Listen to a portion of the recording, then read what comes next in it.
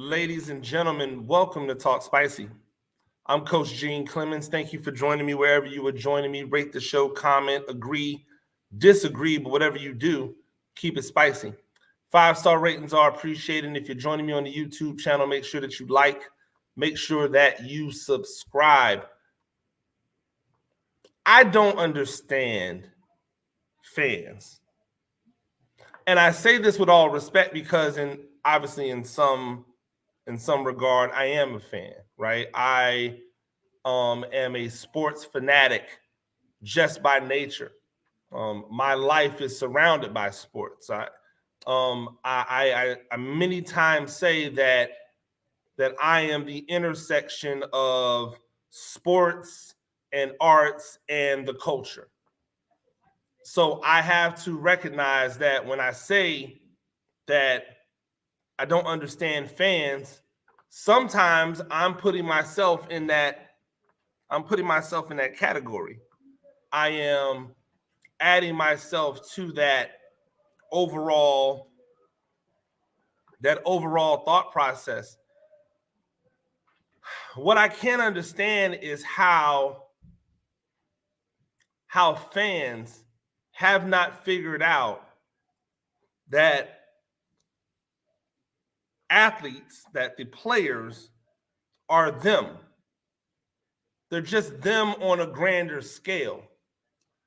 We should always cheer for the players. We should always root for the players because they are us, right? Somebody is the quarterback at Panera Bread. Somebody is the running back at Microsoft. Somebody is the wide receiver at on the sheriff's department. Somebody is the equivalent of an NFL player in their field at that time in some capacity, and yet we constantly side with owners. We constantly side with the people who write the checks, not the people who get the checks. And I can't make it make sense. Like, I can't understand it. I don't get why fans are always so quick to dismiss players. While they're so quick to dismiss players while simultaneously bigging up the owners, siding with the owners. And the one place that I always see it come up, the one place that it never fails, where this always seems to pop up, is when we start talking about player contracts. Fans are quick to talk about what a player does and does not deserve. Not whether or not they should be on the team, because most of the times a fan will say, oh no, I want him on the team, but he doesn't deserve. I want her on the squad, but she doesn't deserve. Why should it matter to you what they deserve? Why should it matter to you? Oh, is it because the owner told you, well, if we pay him this, we can't pay these other people? That's on the owner. That is on the owners. Ladies and gentlemen, let me let you in on a little secret. And by the way, it's not a secret. Anybody can Google this information. This is not a secret. But let me let you in on the things that you don't pay attention to, that you probably should. Who put the salary cap in place? Who put the salary cap in place? It wasn't players. They didn't collectively bargain a salary cap. The owner said, hey, we're putting a salary cap in or you guys are not playing. The owners had to put a salary cap in so that they didn't spend more of their profit than they wanted to. Hear what I'm saying. They put a salary cap in place so that they did not spend more of their profit than they needed to. You don't believe me? I got it. Okay, it's cool. Let's run it back. NFL teams, the lowest valued, the league's worst valued team is the Cincinnati Bengals. Probably won't be for much longer. But right now, the league's worst valued team is the Cincinnati Bengals. They are worth $2.84 billion. Stop. They are worth $2.84 billion. That means when the ownership group for the Cincinnati Bengals decides that they want to sell the Bengals, it's worth 2.84. They're going to get twice that much because everybody wants to own a team. And so because everybody wants to own a team, you have to pay more for it. It's just like the housing market. A house that costs $250,000 right now, that's valued at $250,000 right now, is going for $400,000. That extra $150,000 is profit to the owner of the house. Why? Because that's what the market dictates. Because if I put that house on the market for $250,000, I am going to have so many people. I'm going to have so many people want to get that house that they'll just start bidding over the price. I don't even have to raise it. They'll start bidding over the price because they know they have competition coming from everywhere.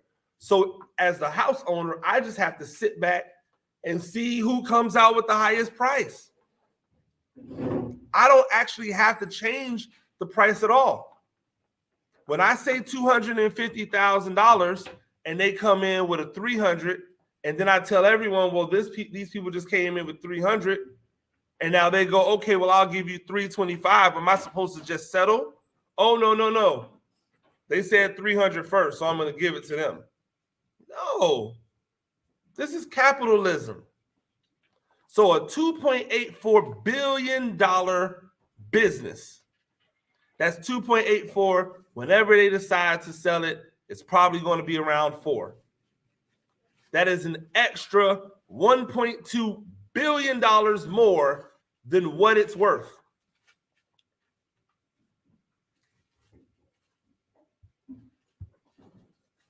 Each NFL team every year makes approximately $321 million. Each NFL team makes an average of $321 million per year.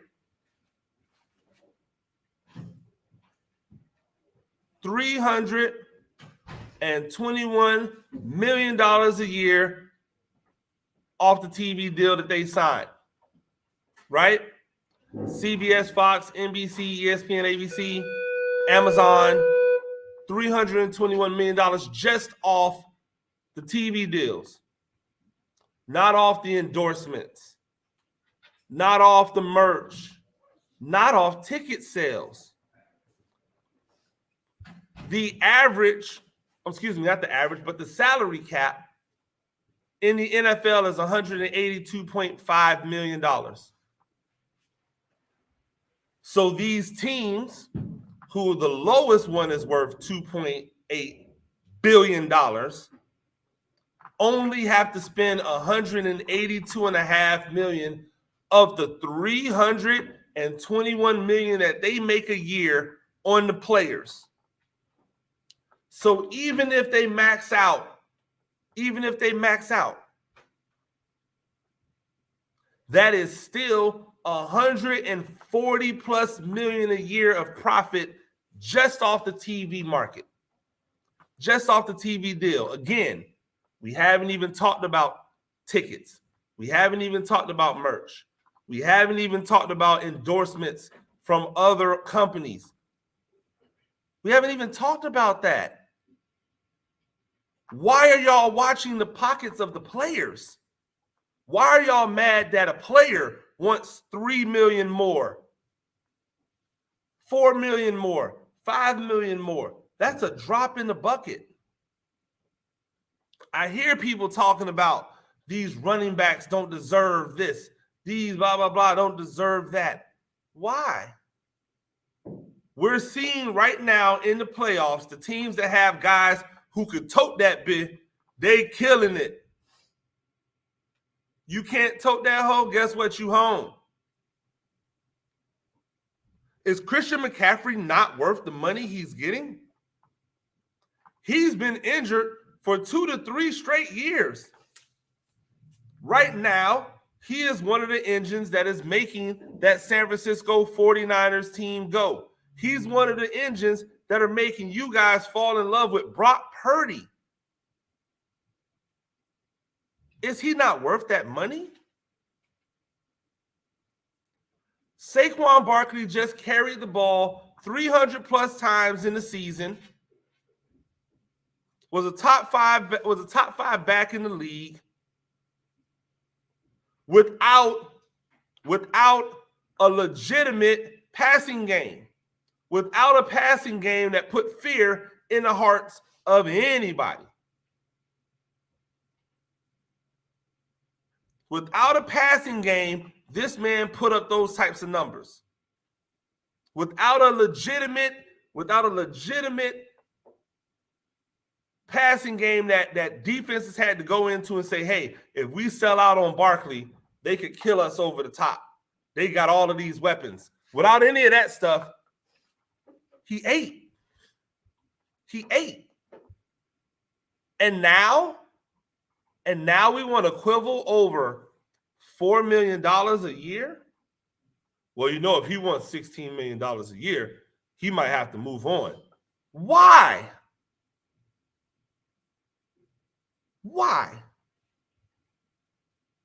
Well, you know, the salary cap, they're just not going to have a lot of money. That's their fault. That's their doing. Let them clean that up.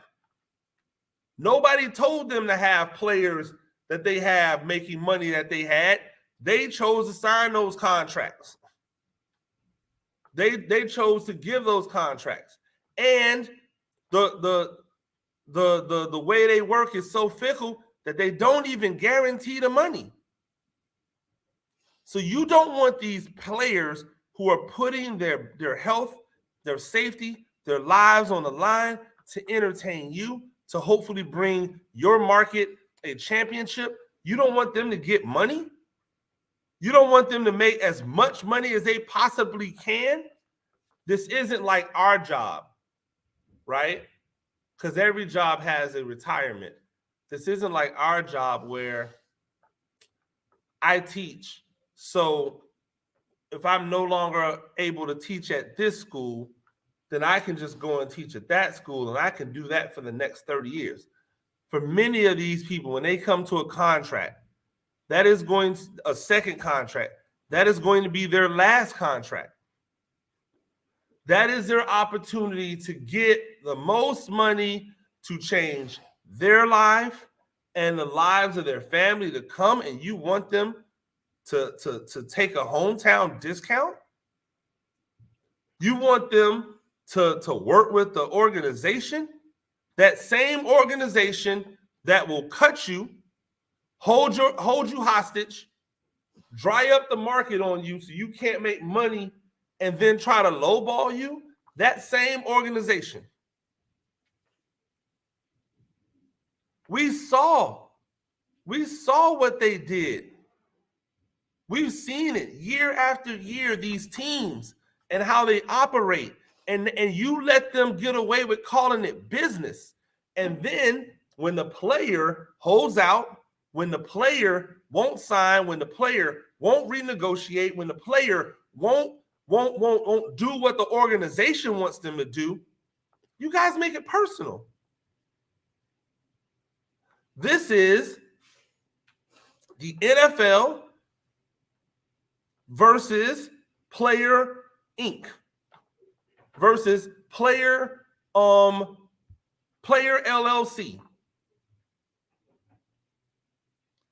They are their own business.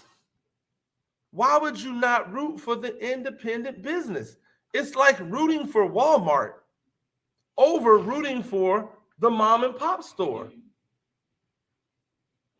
Man, I ain't going to that mom and pop store because their stuff costs 10, 15 cents more than what it costs at Walmart.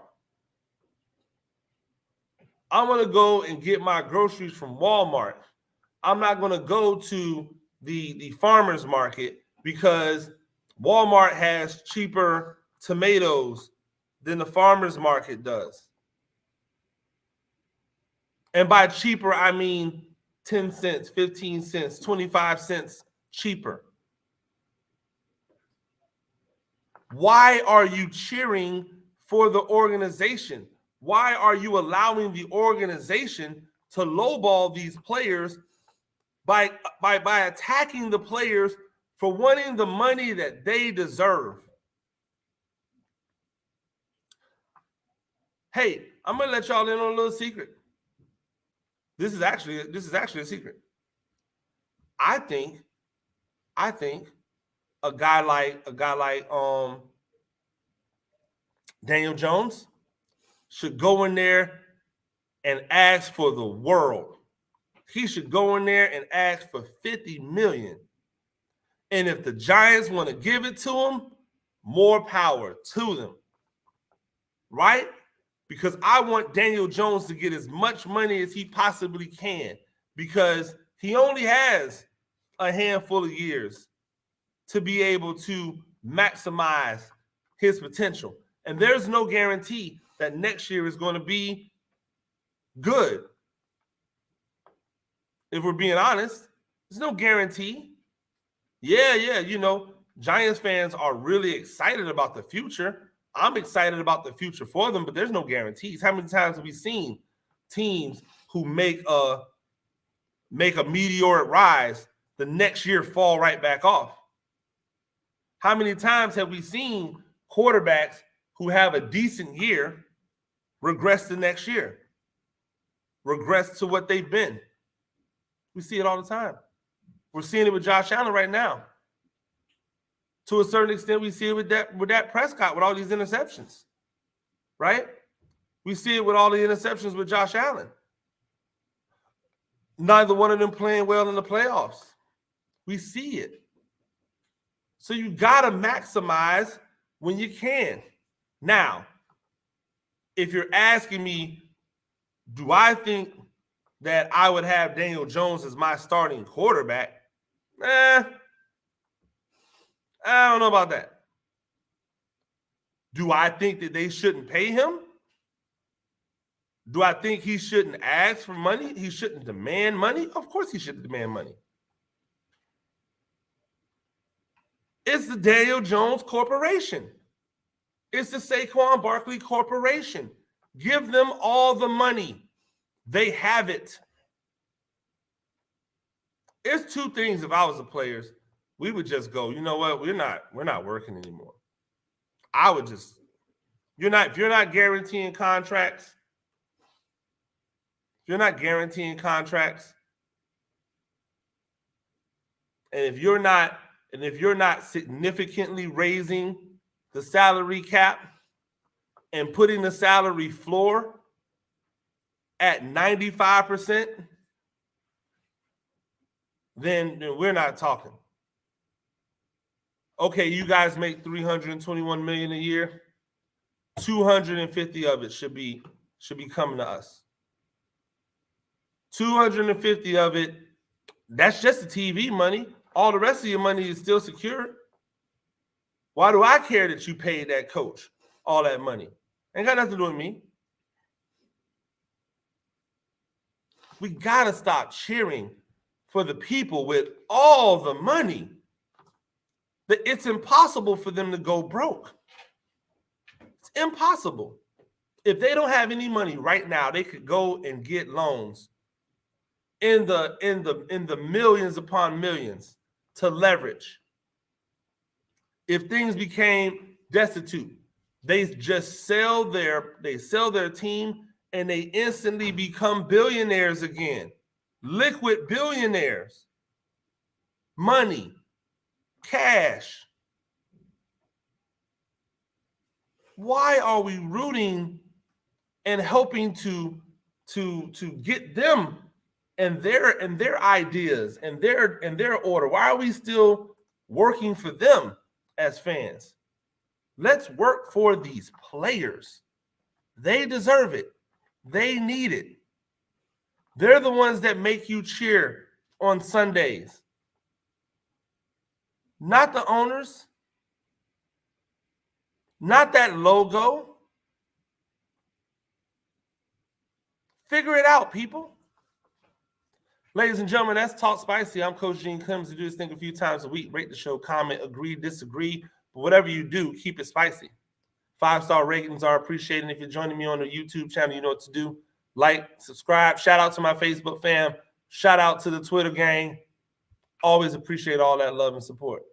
Till next time, peace.